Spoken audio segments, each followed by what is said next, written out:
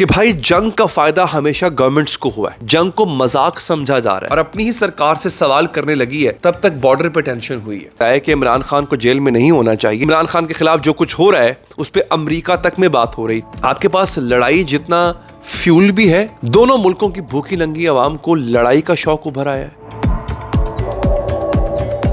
अस्सलाम वालेकुम एवरीवन, मेरा नाम अली हैदर है और मैं आपका शुक्रगुजार हूं कि आपने मेरी ये वीडियो देखने के लिए वक्त निकाला। दोस्तों, इस चैनल पे जहां पर आप ये मेरी वीडियो देख रहे हैं, बहुत टाइम के बाद मेरा आना हुआ है, लेकिन आपसे वादा है मेरा कि इंशाअल्लाह मेरी वीडियोस यहां पर अब आती रहेंगी।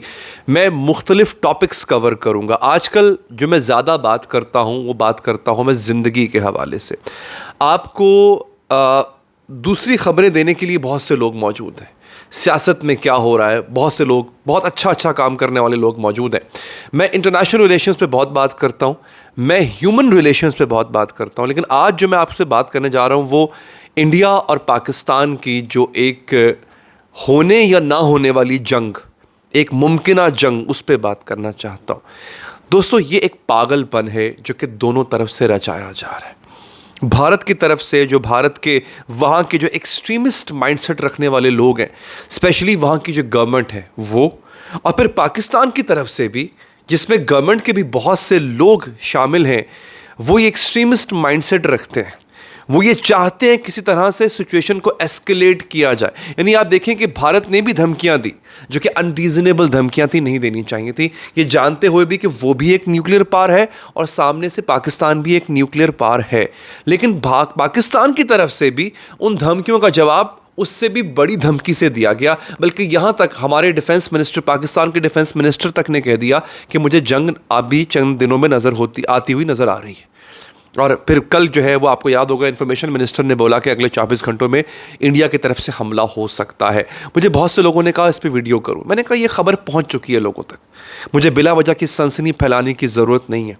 24 घंटे गुजर जाएं फिर मैं देखता हूँ।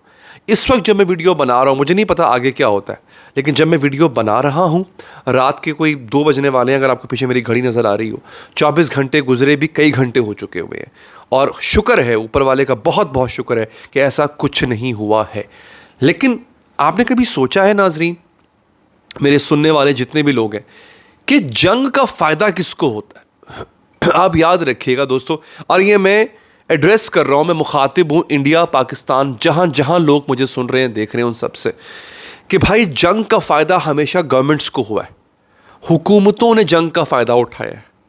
प्लीज़ आप लोग इस धोखे में मत आए। पाकिस्तान में तो मैं देख रहा हूँ लोग मीम्स शेयर कर रहे हैं, जंग को मजाक समझा जा रहा है, बल्कि इस चीज़ पे फ़ख्र किया जा रहा है कि पाकिस्तानी तो जंग को कुछ समझते ही नहीं है, उनके लिए तो ये एक ठट्ठा है, हंसी है, वो उस पर मीम्स बना रहे हैं। आपको पता भी है जंग होती क्या है? अपने ही पुराने लोगों से पूछें जिन्होंने 71 और 65 की जंग लड़ी है, जिन्होंने 99 की कारगिल जंग लड़ी है। कौन सही था, कौन गलत था, कौन जीता, कौन हारा, मैं इस बहस में पढ़ ही नहीं रहा। लाशें गिरी दोनों तरफ से, सुहाग उजड़े दोनों तरफ से, यतीम हुए लोग दोनों तरफ से, माओं की गोद उजड़ी दोनों तरफ से। सो जंग हमेशा खून मांगती है। लेकिन कभी आपने सोचा है इस जंग का फ़ायदा किसको होता है? दोस्तों, लेट्स से हम स्टार्ट करते हैं इंडिया से। किसी की कोई बायसनेस नहीं है मेरी, लेकिन इंडिया से इसलिए स्टार्ट कर रहा हूँ क्योंकि वहाँ पे चुनाव है, बिहार में चुनाव है, आपको पता है।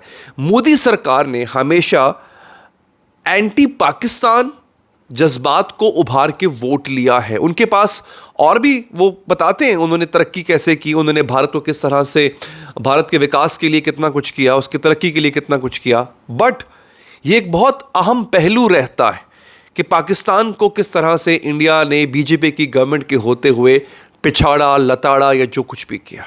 यानी मोदी गवर्नमेंट ने वोट मांगे हैं पाकिस्तान, एंटी पाकिस्तान सेंटिमेंट्स को उभार के। और अब पाकिस्तान की बात कर लेते हैं। पाकिस्तान में यूजुअली सियासत इस पे नहीं होती है। पाकिस्तान में एंटी इंडिया सियासत नहीं होती है, यानी इंडिया के खिलाफ सेंटिमेंट्स को उभार के वोट नहीं मांगा जाता, ना ही वोट मिलता है।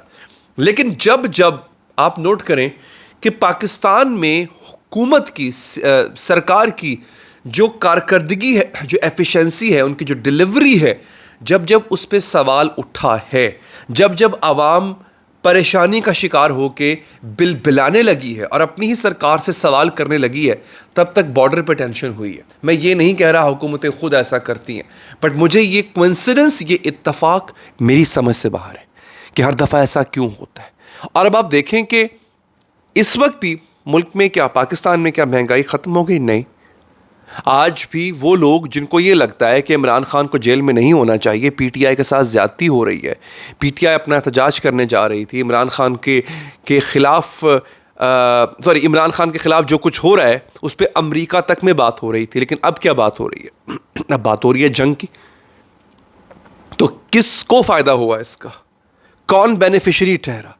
इंडिया में तो वहाँ की सरकार, वहाँ की बीजेपी सरकार, उसको तो फ़ायदा हुआ ही हुआ है, लेकिन पाकिस्तान में भी बहुत सौ को फ़ायदा हुआ है।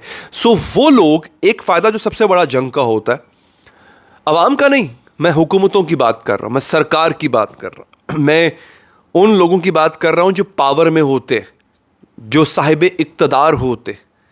होता ये है कि अगर वो ज़ीरो थे ना तो वो हीरो बन जाते।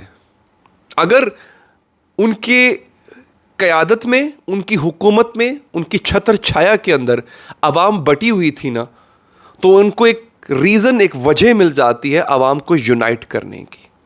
And that too under the narrative that state is in danger right now. There is an imminent danger lurking on their heads.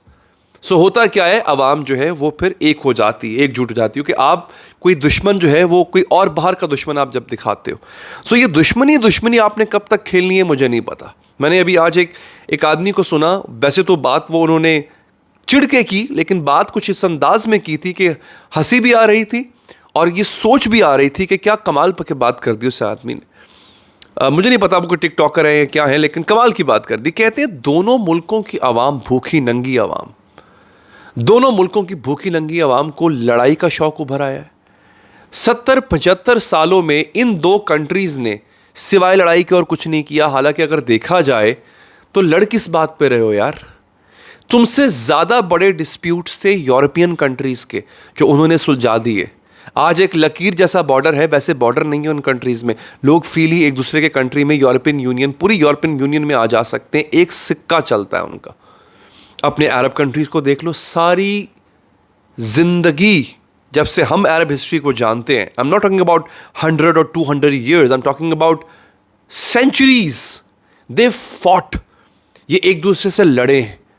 आज आप देख लें, अगर आप यूएई में रहते हैं तो उसी एक अमीराती कार्ड के ऊपर आप ओमान भी जा सकते हैं, ओमान वाले यूएई जा सकते हैं, सऊदी अरब वाले कतर जा सकते हैं, कतर वाले बहरीन जा सकते हैं और ट्रेड करते हैं। बहुत जल्द खबर आ रही है कि ये वन जोन, जैसे यूरोपियन यूनियन है, इसी तरह पूरे जीसीसी को ये वन जोन करने जा रहे हैं। अफ्रीका को देख लो, बाकी वेस्टर्न कंट्रीज़ को देख लो। इन दो कंट्रीज़ को क्या प्रॉब्लम है? दुनिया की सबसे बड़ी आबादी जो है वो इन दो कंट्रीज़ में रहती है। दुनिया की तकरीबन 1/4 आबादी यहाँ पे इस रीजन में रहती है। स्किल्ड लोग हैं, पढ़े लिखे लोग हैं, मेहनती लोग हैं, टैलेंटेड समझदार लोग हैं, लेकिन फिर भी ये खित्ता सबसे पीछे है। ठीक है, इंडिया तरक्की कर रहा है, 5th लार्जेस्ट इकॉनमी बनने जा रहा है, लेकिन अभी भी उसकी पॉपुलेशन का एक बहुत बड़ा हिस्सा पॉवर्टी लाइन से नीचे रहता है। और पाकिस्तान को तो कोई आप हाल ही ना पूछे ना, 25 करोड़ आवाम जो है वो भेड़ बकरियों की तरह रह रही है यहाँ पे। सो क्या आपको लगता है कि आपके पास लड़ाई जितना फ्यूल भी है? मैं उस फ्यूल की बात नहीं कर रहा जो हम लोग गाड़ियों में डलवाते हैं, एनर्जी की बात कर रहा हूँ। क्या आप में उतनी सख्त, उतनी क्षमता है कि आप लड़ सको? मैं दोनों साइड्स को कह रहा हूँ। आई एम नॉट सेइंग कि आप लोगों की आर्मीज़ वीक हैं, आप लोगों की आर्मीज़ बहुत स्ट्रांग है। भाई आपके पास न्यूक्लियर वेपन्स हैं, मिसाइल्स हैं, आपके पास एटॉमिक सबमरीन्स हैं, क्या क्या नहीं है आपके पास।